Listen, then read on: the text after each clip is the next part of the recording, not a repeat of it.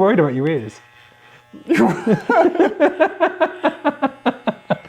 That's like the best thing to hear a barber say is, oh, I'm so worried about your ears.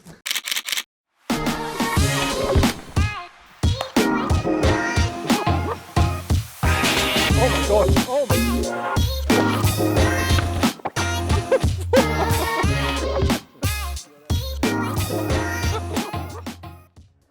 We're back for round 2 of our behind the scenes look at this year's field test. Last time we introduced the bikes, our location and some of the terrain we're testing them on. This episode we'll be trying to give a snapshot of what these bikes do best and worst, with some fun, highly scientific challenges that you should definitely form strong, unyielding opinions about that you take to your very grave. Bon appetit. Oh yeah, and I get to cut Dario's hair. Don't eat that bit. Good morning and welcome to day 3 of the Pinkbike field test. Weather is much nicer today, so we're gonna get out and tick off as many of the bike challenges as we can. We'll be in the park, out of the park, doing some climbing, some descending, some weird feature riding, try to stress the bikes and see if things shake out. Challenge 1, the Chute Out. Hello and welcome to Chute Out. This is the first of our 4 in-test tests where we put the bikes through their paces. Now, beneath me we have a very real mountain bike trail, and up top we have 8 of our test bikes, each of which have been set to 30% sag in the shock and put in the middle of their adjustments. I'm then going to rally them down this section of trail, and we're going to measure how much noise they put out through a decibel reader, as well as talk about how they ride and feel as they ride a section of trail which should push them to their limits. These are our very professional subjective and objective rating system signifiers. We'll be placing these and reorganizing them as Henry takes all 8 bikes down this bumpity chute based on sound, volume, decibel reading, and subjective feeling of how he felt on each. Science. So, first bike up is the Specialized. What's this? The Specialized Stump Jumper 15, not clipped in. I'm clipped in. Oh my god. Oh my god. Jesus Christ. Oh. What was the decibels? 73.8 decibels. Best in the stack so far. Best in the stack. Yeah. Okay. All right. More bikes. Go. What should I do with this one? You can leave it here. Okay. I'll stash it.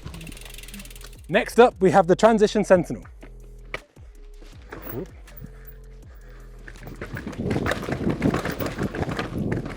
That was quieter than it's been all week. Yeah. I'd put this one as number 2. Okay. Weirdly, it doesn't sit when you're on the brakes. Like what I was criticizing about that bike, which was going too deep and then hitting the ramp. Yeah. At least to keep your weight sort of behind the front axle. This felt a bit more reluctant. It felt a lot more like a 29er for good and for bad, like a bit more kind of up and over it. Okay. Rather than you're kind of in and behind it. Well, Sentinel then. Second. Going in position 2 for now. Nice.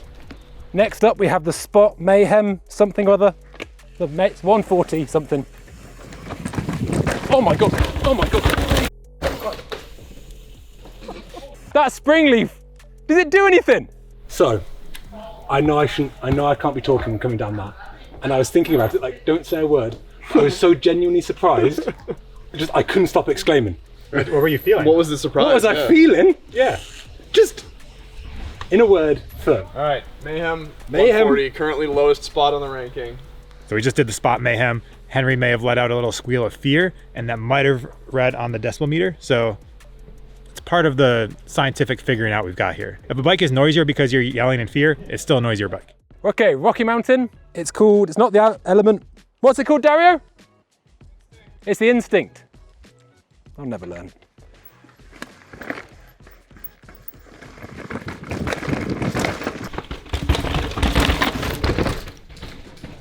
That was too exciting for me. Yeah, too much. How did it feel? You can sit down.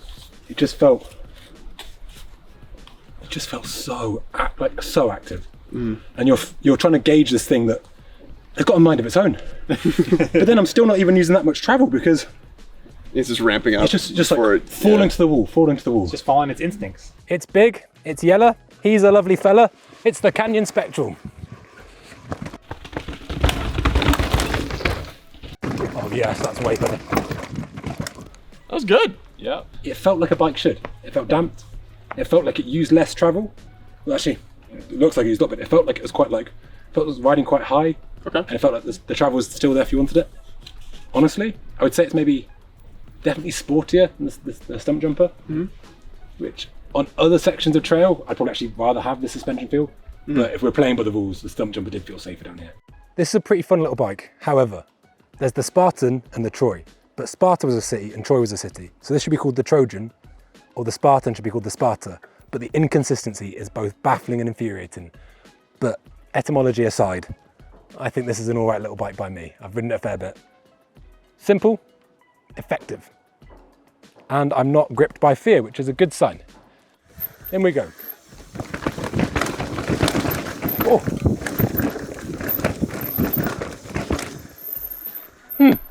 Yeah, it looks like, I mean, you definitely use more rear travel than front on that one. Like, Goes to the travel pretty quick. Honestly, but it's fun. What I do like about this bike, and you can get a sense of it down there, they've actually done a really nice job of tuning the compliance. It's actually quite a comfortable bike, like through the turns, even through that. Yeah, it's all right by me. yeah. I would go below the Sentinel. How do you think the Bronson will do, Henry? Honestly, I think this is kind of probably the bike for this sort of thing. Henry's never ridden the Maven brakes. This is his first ride with them. He's going to have something to say about them.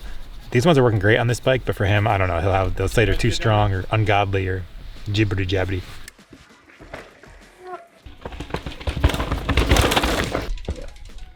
The brakes are really powerful. And that's like, I just slowed, like, hooked up and away, I didn't on any of the bikes, and that's what pushed me offline. I was like, what to do, but for me so far, this is probably felt super controlled. Yeah, that's The last one, Ibis. Off we go. Clipped in here. Oh my God. That was I understand why it felt so bad before. Because I don't want to run like more than a third of slag on this, but just off that alone. Not in the rest of the real world, but felt like obviously it has used the travel. It didn't feel like it used any travel at all. Felt firm, taut. You know, like a Pac-Man just eats. We're just Pac-Manning the travel and like giving nothing back. Yeah. I want to know how your brain thinks of this. All right, so anyway, this is third from the third from bottom. bottom. Third from bottom. We're done. So the bikes at the top, the Bronson and the Stumpy. I would say the Stumpy was probably a bit more kind of forgiving, but the Bronson felt a lot more controlled. Going into the Spectral and Sentinel, both kind of not dissimilar feelings. It just felt like there's something about the Spectral which just felt a lot more, maybe a bit composed. There's something about riding the Sentinel where you just felt like you weren't really in and behind the front axle, you were kind of hovering on top of it. I don't know what that was, but I'd be curious to ride it some more and understand it. And it is really just a snapshot, so take it with a pinch of salt. That's it done with the shootout. Thank God. I'm going to go have a particularly strong cup of tea. Now we're going to hop to the other side of the valley to check out another challenge. Who cares about climbing? Well, we do actually. We made sure Dario had his Cheerios and then blasted his favourite Kraftwerk album as he got excited about some real tech, climbing. Good afternoon and welcome to the annoying yet possible climb. Ahead of me here, you have a pretty typical crux section of any technical trail. It's got roots and rocks and funky little rises to catch you out as you go. I'm gonna run all 8 bikes through this, see how each one performs, see where they suffer, see if any of them fail the test. And by the next 30 seconds up top, I will be out of breath and having a quick chat with the tech team about how each one did. Canyon Spectral, first lap.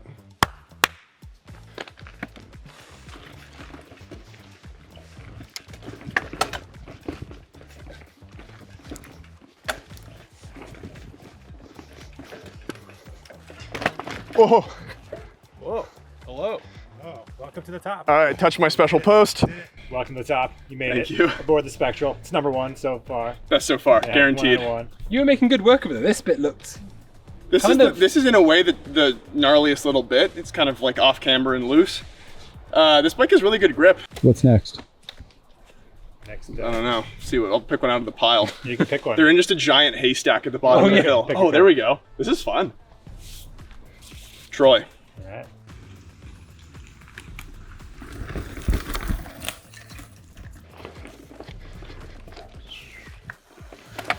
Oh no. To the post. Oh yeah. It felt a little more herky-jerky, but again, it got there.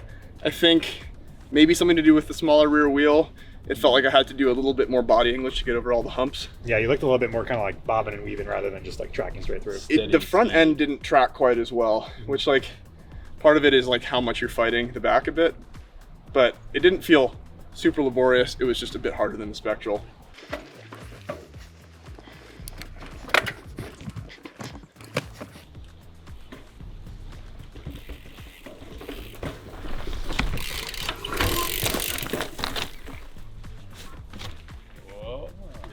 Yeah, this felt good. It felt like it carries speed through the like last kind of root mat as well, where like otherwise I was pushing or even pedaling. This just kind of like hummed along. You're pretty good at your climbing, hey? We're trying. Yeah, you're working for it. All right, which place? Number 1.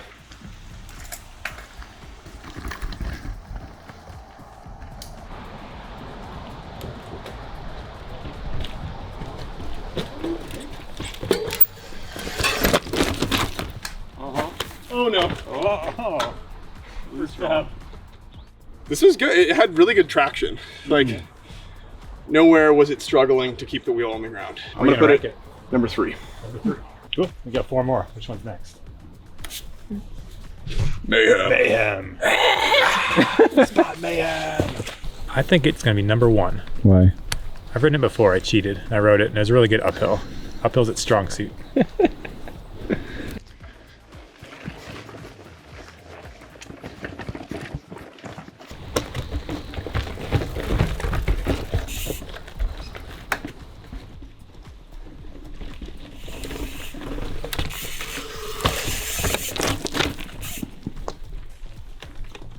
This is the bike that encourages you to climb quickly the most, I'd say. It also feels pretty smooth. Got good enough grip for all that. I'm gonna put it at number 1, I think. 1, yeah, that's what I predicted. Ooh. Man.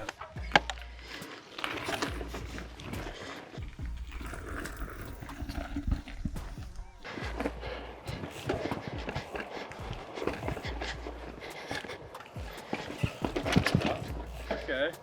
Redeemed itself. It's kind of pokey. It like, it's efficient at the cost of compliance and grip to a degree. Like there's plenty of grip today because it's dry, but like it feels like it's trying to stand up more than it's trying to settle onto whatever you're riding over. Feels quick, but maybe not the most tech adept. I'd put it below the Spectral. Transition Sentinel. Sentinel.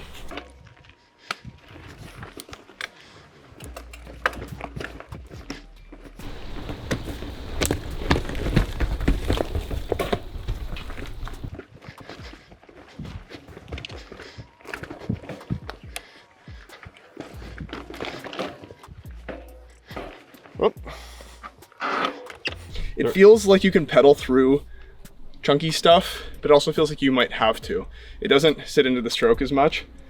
I tend to err on like grip and compliance over like how high it stands up all the time. I might go below the instinct. Oh, okay, all the way down here.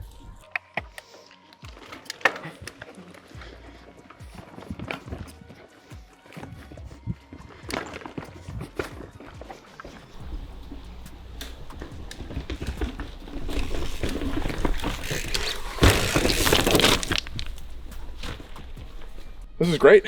Just like plowed through that. Didn't really have to think about anything too much. You look quick. Yeah. It looks super composed. Quick. Yeah, it feels like the wheel's moving and you can feel that, but it's not doing too much.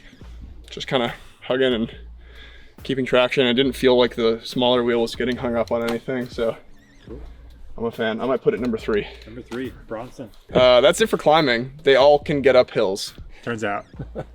But the one that got up The quickest and well, the you're bestest was probably the Mayhem. There were many victors today, but chief among them was me, because I'm the one that got all the bikes up the hill. Good job. You only dabbed once. I only dabbed once. One dab Dario. One dab Dario. And now we're going to move on to our next challenge. Yeah. We're going to head around the bend, and Mike's going to bottom him out on a big rock roll over and over again. Compression test, I think. We have other names for it, but we'll stick with compression test for now. Welcome to Kaz's crazy compression of clicks and clunks test. and just 4 guys having a good time in the woods. All right, we're at our next test. We don't have an official name for it yet. We've got a few ideas, maybe the compression test, maybe the suspension squishing test. Probably come up with something better, and it's gonna be in the title card by the time you watch this. But in either case, we've got 2 rock rolls into pretty nasty G-outs. The first one is just about vertical and then gets flat. You get another rock roll, which is not quite as flat on the exit, but either way, it should use most of the suspension on the bike. So it's just a way to kind of see how these bikes remain composed when they're faced with those forces. It's not the absolute gnarliest terrain, but it's definitely something that would push the limits of your typical trail or all mountain bike. And that's why we're here. Okay, rip mowing, gonna clip in, going here. It's nice and steep. Oh yeah. Whoop. I ripped mow. You ripped mow. Oh, okay. Like that first one is gonna be interesting to go with the other ones and see how they like stack up, because that first drop thing or first roll is like that. Very so you're kind of just like, but yeah, the bike took it. Like it didn't feel like it was reaching. It wasn't like sketchy or anything. You got some in reserve. Yeah. So we'll put it as number 1. Number 1 for now. We'll see what else happens. We can put it over here. Spotting.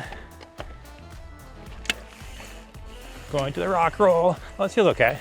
Oh, that was better.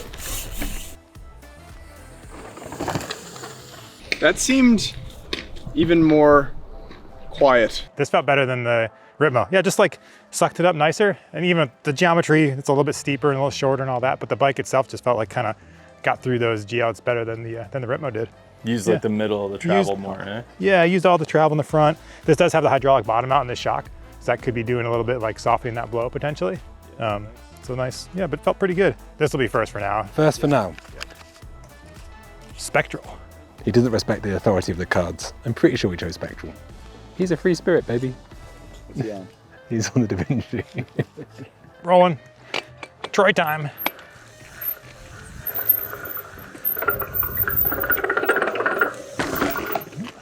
That seemed like the smoothest yet.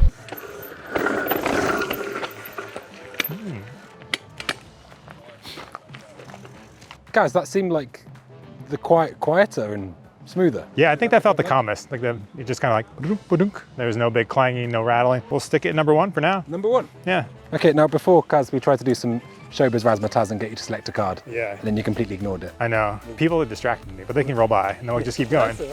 Hey, folks. That's all good. Do you want to pick one? Yes, now I'll do this for real. And next I'm riding the Sentinel. Well, I can't wait to see you come down in the Specialized. Yeah, try to keep things fresh. Sentinel.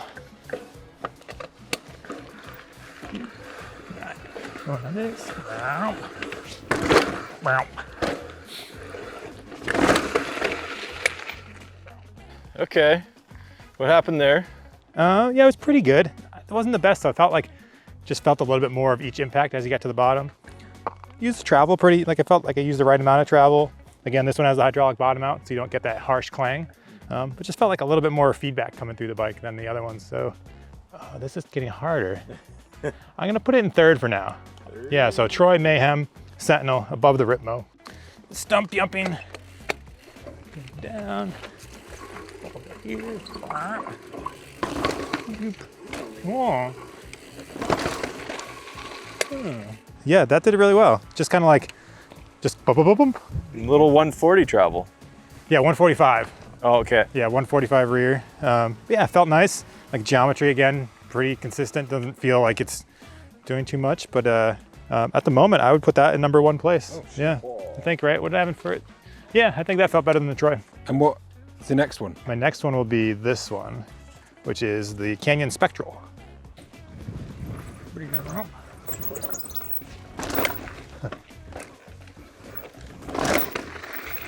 You hopped in. Yeah, I just got excited. I don't know. And that's what happens, I think, when you ride more than once and trying to like make it softer. But I still felt like I was able to push through the back and feel how it behaved. It feels super composed, this one. It doesn't go through it that quickly, which is nice. Like there's a lot of support, especially for a 140 mil bike. It doesn't feel like it's just gonna bottom out right away. Yeah, I think it did really well. Where would you put it? I'll put it in second place, right behind the stump jumper. Yeah, I think it's, I mean, it's so close with these and we're only talking about 2 little hits, but I think that the stump jumper just had a little bit more comfort to it. Yes, totally. Yeah. Instincting. Oh boy. Go down. Oh God. The chain fell off. Super progressive bike. Yeah. Goes to the first part of the travel And then it's just quickly, like and then- harsh. Yeah, it didn't feel good. I used all the travel in the front. The tricky thing is that the geometry seems fine. Like it didn't feel like, oh, this is gonna be sketchy, but then when you land, it's just like, gunk. Yeah. And it just feels harsh. Yeah. This is going in last place for the moment. Okay, that seems fairly, fairly distinctive, you could Yes. say.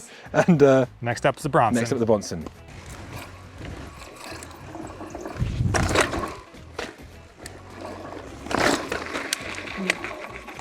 Yeah, it just felt kind of more towards the middle. Yeah, not the best, definitely not the worst. Felt very neutral. Felt, let's see, that's what we were looking like. Yeah, didn't use quite as much fork travel as on some of the others. Hard to see the back. I still had some travel left. So, yeah, I'd say it did well at preserving its geometry, but maybe not as comfortable as like that stump jumper, where stump jumper kind of use all the travel and that really takes the edge off the hit. I think we'll put it right between the Troy and the Mayhem. So Okay. 2, 3, yeah, 4th place. Nice. Yeah, 8 bikes, 2 hard G-outs. You saw the results. Up next, we've got the perceived speed versus actual speed, where we see if how a bike feels translates to how its time is on the trail. Let us know what you think of these challenges in the comments below. Is this a good way to test bikes? Is it fun? Is it boring? We're having fun, but you can tell us what you think. So we've just polished off another day of testing, and Dario said he needed a haircut. So I got not the cheapest clippers I could find, and we're gonna see what he wants in a haircut, as well as what's in the perfect trail bike. So Dario, we're also here to find out Yeah. what a bad haircut is. Find out what a bad Also, haircut looks like. What's a good trail bike? Trail bikes are everywhere, and seemingly they come in lots of different. I mean, the Bronson is a very different trail bike to the Spot. Right. What is a trail bike in 2024? I think it depends a little bit on where you live. Oh, scary sound. It depends a little bit on where you live. I think for most people's like traditional idea of mountain biking, a trail bike is something that you can just pull out, hop on, and regardless of the terrain you're gonna hit, it's gonna be energetic and fun, more than it is capable on absolutely everything. But then, so the word energetic you said. Yeah. So do you mean that in the climbs, descents? I think both. Both? I think yeah, it matters to have like adaptability. I wouldn't say any of the bikes we have here suffer in that. Like you can get down just about anything, shy of like the craziest freeride stuff, but they are rewarding when you ride them. So Dario, a lot of time when we ride trail bikes, we almost try and make them imitate our enduro bikes. We want the same damper, we want the same brakes, sometimes we want the tires, etc., etc. Yep. What is the reason not to do that? Why should you keep true to what a trail bike is? You can ruin a good thing. I have learned that lesson the hard way, I think. Definitely have like turned some otherwise light and nimble bikes into like this big kind of dumb feeling bike that's only fun on gnarly trails. Yeah. If you respect what it is to a degree, it's more rewarding, and maybe you could even say makes you ride better because you can't just like plow through stuff. You have to like turn nicely and like weight and unweight the bike a bit better. I'm not arguing for like riding a worse bike. I'm just saying like respect the travel Respect what and it the is. weight, and you know, just kind of work with that. Sweet, well we've got some amazing trail bikes with us this week. We've also got An amazing haircut. two other people's hair to cut. So what are we off to next? We've got more testing to do, and stay tuned for more updates on this terrible, terrible haircut. Dario got his racing stripes because it's time to go fast. For that, we handed over to Pinkbike's very own superstar, the king of our hearts. He's a celiac, he's a maniac, it's Mr. Matthew Beer. Day 4, perceived time challenge, take 1.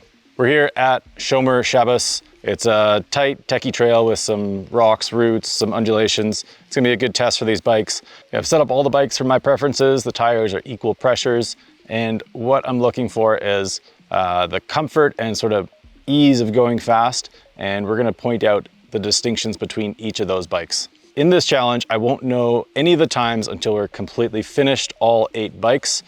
And I'm gonna try and rank them in terms of perceived speed and see how that stacks up against the actual time.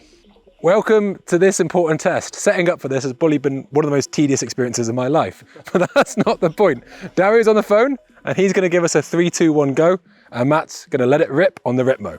Ready, Dario? This is your one job. Shine. All right, Matt, you ready? I am ready, locked in. All right, 3, 2, 1, go.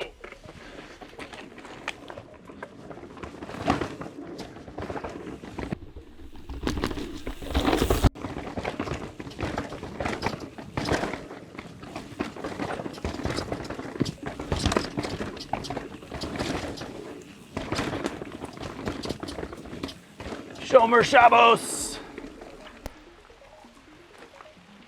You gotta write that down? Yep. That was the fastest for sure. It was pretty comfortable. I definitely had to like tone it down in some of the big compressions because you feel a little bit forward and the bike is quite compact. So would you say it felt like you could push, or were you more just like kind of metering speed as you went through it? Yeah, a little more hesitant. Okay. Yeah. But overall, like comfy, quiet, good. Interesting choice. Bronson. Nice. All right, Next one is the Bronson. Brian Ronson. Dario, we will have the countdown, please. 3, 2, 1, go.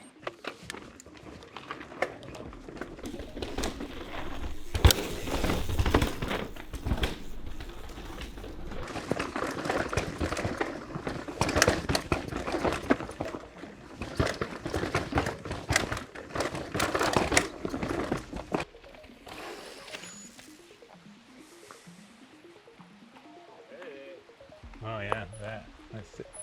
All right, Matt, put down a good time. How'd that feel? Definitely felt faster. Okay. Just more confident entering steep things. I didn't have to like be like poised and kind of tight and low in the bike. I could just like stand up, let it go. It was like Okay. So you felt safer, and you think that translated to speed? definitely. Okay. Yeah. How much faster did you feel?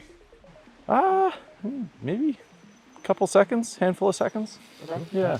Stick to Bronson #1 for now. And your next bike that you'll be riding down, Sentinel. Transition Sentinel.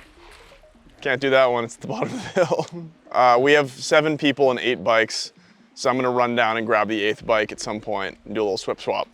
That's the movie magic for you folks. Behind the scenes. And I get an extra lap. This arrow pointy one. Troy. T-Roy. Ready for the countdown? I'm ready for the countdown. All right, 3, 2, 1, go.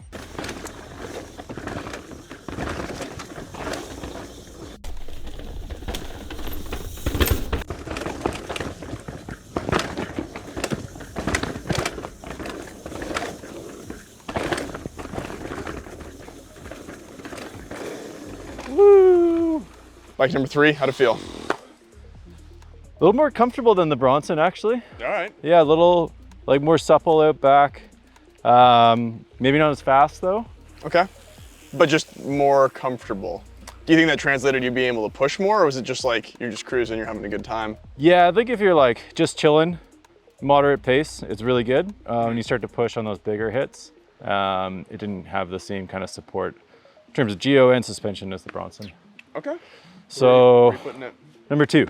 Dario, can we have your nicest, normally paced countdown? 3, 2, 1, go.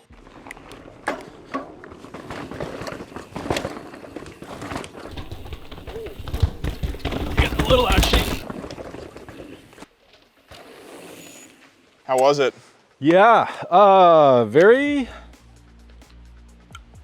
settled, I would say. Gonna be hard to rank them. It's definitely getting tight. This was, Do you think the big fender helped you go faster? for sure. I would put this just above the Troy, I think. That puts you in second place. All right. Okay. Bronson's still feeling like the top for you. Yeah. Okay.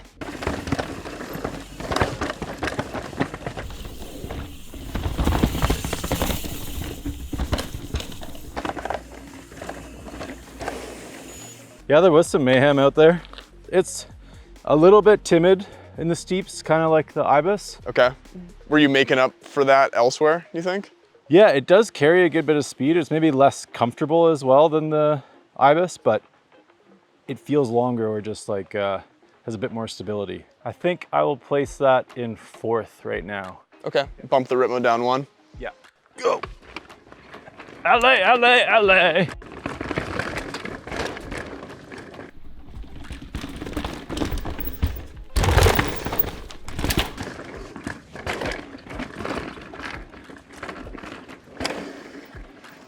Yeah, I heard it. I heard the chain come off.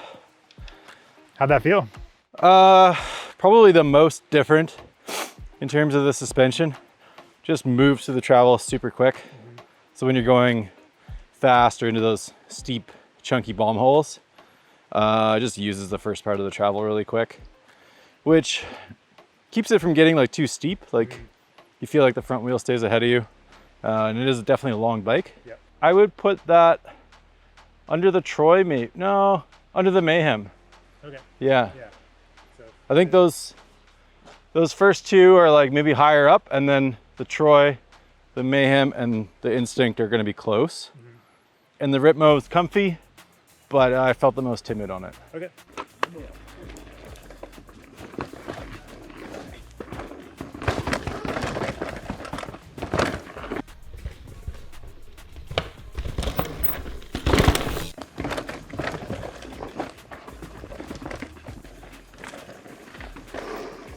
Similar to the Ibis, I felt like I was up high, even though the bike was like long and handled those compressions. But I definitely felt a little more timid on it too, like more forward. Right. You think you're feeling more of the trail underneath you? Like For sure, yeah. travel might be playing it? I was gonna say this felt like it had the least amount of travel. Yeah. So I think I'd put that just above the Ritmo. Okay. I definitely had to slow down for some of the compressions Right. and felt a little bit rougher. Okay. Sweet. Dario, we've got the transition sentinel ready to go. Can we have your final and nicest countdown? 3, 2, 1, go.